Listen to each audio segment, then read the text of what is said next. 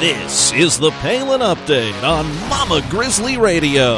I'm Kevin Schola. Heck yeah, there's a winning tradition here, and we're going to keep that winning tradition rolling, aren't we?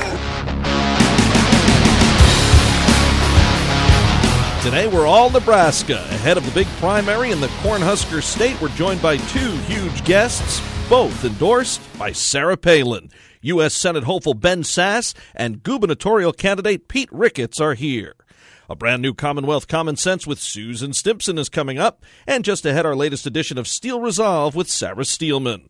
Welcome to our new network, Mama Grizzly Radio. The Palin Update is bigger and better than ever, and we will continue to bring you the latest news on Sarah Palin each and every week, and we will also continue to have great guests each episode. So, for those of you who have listened to us for years on the other network, please make sure you head to mamagrizzlyradio.com so you won't miss a thing, and follow us on Twitter at Mama Grizz Radio. Also like Mama Grizzly Radio on Facebook. Now we head to Nebraska, where two fantastic Palin-powered candidates are hoping for some big victories. We start with Ben Sasse, who's running for the U.S. Senate. Ben Sasse, hello, sir.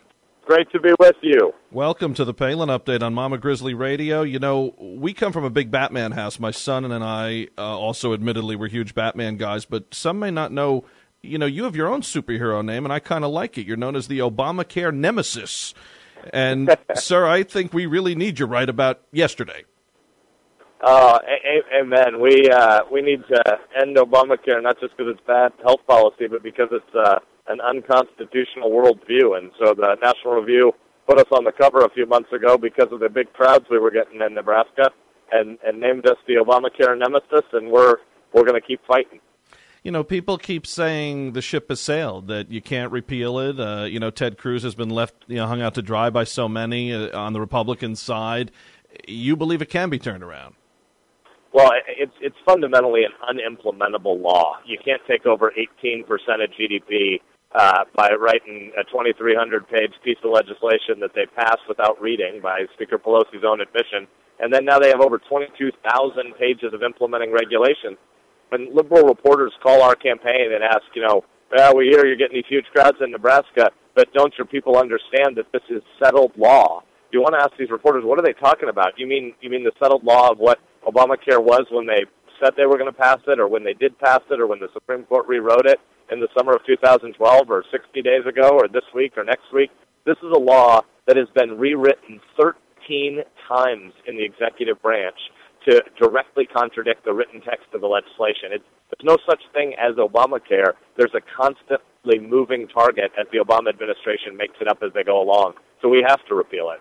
And I think people like you speaking out is the key. I mean, not only are Democrats, trying to pull the wool over somebody's eyes, but you have a lot of Republicans who are just sitting and, playing along. Now, Governor Palin getting behind your campaign early, and since she has campaigned for you, what's it like to have her on board? It was wonderful of Governor Palin to be with us at our recent rally in North Platte, out in central western Nebraska, which is cattle country for us. It was the biggest political event they've evidently had out there since 1987 when President Reagan was there. Governor Kay Hoare, former Republican governor of Nebraska, hosted the rally for us. And Governor Palin and Senator Mike Lee and Senator Ted Cruz all came and rallied with us. It was a 60-degree day in the spring, and farmers and ranchers took time off of planting, and they came to our event. We had 1,000 people at a midweek rally, which I think is a pretty good expression of what kind of momentum we have right now. The governor calls you a proven problem solver, and she highlights what you've done at Midland University. You took over the school as president. They were on the verge of bankruptcy, and you turned everything around. How'd you manage that, and how will your problem-solving skills work in D.C.? Because, as you know, we have a big problem. We do need to turn around in D.C. Midland is a 130-year-old Lutheran college that has been changing kids' lives for well over a century, but had forgotten how to pay its bills and was looking at bankruptcy 5 years ago when I and my leadership team came in, and we took the place over to turn it around. And really, it was a two-part strategy. Number one, you tell the truth about stuff that's not working, and that was almost everything. We had 45 majors and minors at that time, but 84% of our students majored in only 7 departments. So we had 38 departments that were just academically and economically unviable. You need to tell the truth that you couldn't keep doing the same thing, and so that involved ended tenure and buying out a lot of our professors that were in undersubscribed departments. And number two, we rebuilt the school around putting kids first. Our college doesn't exist for the good of those of us who work there. We exist there to serve kids. And so we put in place a 4-year graduation guarantee. The average time to a college degree in the Midwest at big public universities now is 5.5 years. No parents who are writing those checks believe their kids are getting a 5.5-year education. They're getting a 4-year education. They're just getting charged way too much for it and taking too long because the school doesn't have advising set up to help kids get through in the right order. So we've been rebuilding our school, and we've been fortunate. We're booming now. We're the fastest-growing school in the Midwest. What I really like about you is that you haven't been afraid to call out not just Democrats but Republicans who are failing. That's very Palin-esque on your part. It's not about party but about country, right? Amen. I mean, our crisis in Washington really isn't just that Democrats are in charge. It's that we have too many Republicans that want Washington to be in charge. Right now, a river of money flows to that city. 6 of the 10 richest counties in America are just suburbs of Washington, D.C., where the lobbyists live. Our founders wouldn't be able to make sense of this if they came back. We put out a little campaign video, a little bit tongue-in-cheek at the beginning of the campaign, but we talk about moving the U.S. Capitol to a cornfield in Nebraska to leave all the lobbyists and the influence peddlers behind. And your folks can check it out at benfornebraska.com. But it's this 5-minute film where we talk about ending the dominance of Washington, D.C. over American life, because D.C. exists to serve us, not us to supplicate before Washington. You got to love it. The crooks would never find it. They think all the flyover states are the same anyway. So now you have a beautiful. We put them to work. Yeah, that'd be a first. You have a beautiful family, 3 children. Your girls, while adorable, are also tough. They play hockey with boys. So as Palin put it, they already have that fight like a girl mentality that we need in D.C. And I want to ask you this. As a father of 3 young ones, does that make you work even harder? I mean, you see the future of America right in your own house, and you see how they will be strapped with debt and other problems if we continue on the same path. Amen. That is so well put. I'm a 42-year-old non-politician, and the reason I'm running for office is because I'm a dad. I think we have a moral obligation to leave a great and free and opportunity-filled country to the next generation. And Melissa, my wife, and I feel blessed to be raising our 3 kids about a mile from where I grew up on the banks of this gorgeous river in the middle of Nebraska. But you look at the future of their country, and right now it doesn't look as bright as the great horizons in Nebraska that we're looking at from our campaign bus as I'm talking to you. And we owe our kids better than this. Our grandparents passed along to us a free republic, and we owe that to the next generation. But that requires admitting that business as usual doesn't work. You're pro-life. Has that stance gotten even stronger since having kids of your own? I mean, when you look at the gift of, God giving us kids created in His image, government exists to protect life, not to take life. And I grew up in the pro-life movement. My mom had me praying outside Planned Parenthood and abortion clinics when I was a kid. But when you look at the threats to religious liberty right now, Obamacare isn't just a huge piece of health policy legislation. It's also the most aggressive war on religious liberty in U.S. history. There's a piece of lawsuit moving in Colorado right now called Little Sisters of the Poor versus the U.S. government or versus Kathleen Sebelius. It sounds like it should be the start of a joke on Comedy Central or Saturday Night Live, and we're making these nuns have to go supplicate before a federal court to live a life of honor before God because they're not going to buy an insurance policy that subsidizes abortion, and nobody in America should have to do that. We need to repeal Obamacare, partly just to recover the First Amendment and our traditional religious liberty. You see a theme with Palin-endorsed candidates. You all really hold the Second Amendment dear, and you see how vital it is to our country. What can we expect there from a Senator Sasse? We are huge Second Amendment supporters. I'm the Second Amendment-endorsed candidate in my race. Your folks can see some pictures of my family at the gun range on our website at benfornebraska.com.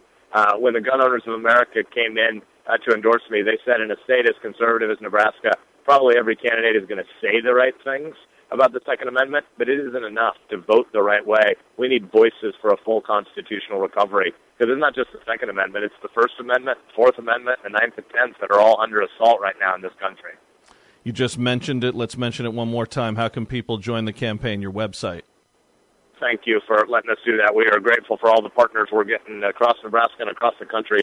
Ben for Nebraska, all spelled out, BENFOR, Nebraska.com. They can learn more about our policy commitments and also find out ways they can forward emails and supporting materials to their friends in Nebraska, and we obviously need financial help to finish. We're going to do it by pulling together as a big team. Well, Ben Sasse, you're on a roll. Keep it up. All the best to you in this campaign, and go Warriors. Amen. Go Warriors and go Huskers. Okay, take care, sir. Thanks a lot. Thank you. For more on Ben Sasse, go to benfornebraska.com. That's BENFOR Nebraska.com. Now we welcome in a great candidate for governor of Nebraska, also Palin-backed. He is Pete Ricketts. Pete Ricketts, welcome to the Palin Update on Mama Grizzly Radio. How are you, sir?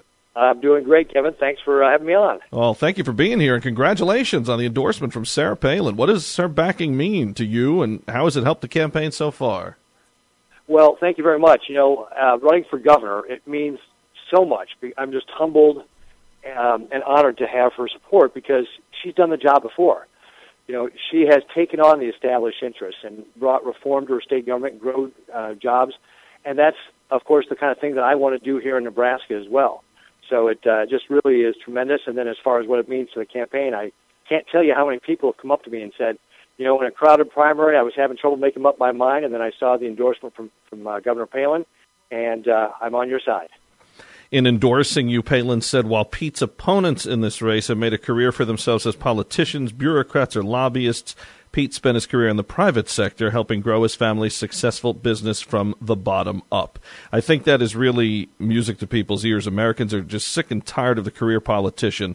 So let me ask you this. How has your success as a businessman prepared you for the governorship? Well, I really think I bring unique skills to the governor's office. Here in Nebraska, we haven't had anybody with business experience in the governor's office in 20 years. And, when you learn to run a small business and make payroll, learn how to manage your costs, invest wisely, and, of course, I've made payroll. And I think those are all valuable things to bring to state government because, here in Nebraska, we're a high-tax state. We need to get our taxes down, and that means we also need to cut our spending. And, of course, that's one of the things you learn to do in business is cut spending, but also need to invest wise your resources, and that's what I want to bring to the office as well. Palin also said you stand apart because you're running for the right reasons. So tell our listeners, what are those reasons? Well, at the end of the day, God had a plan for all of us, and our job is to figure out what that plan is.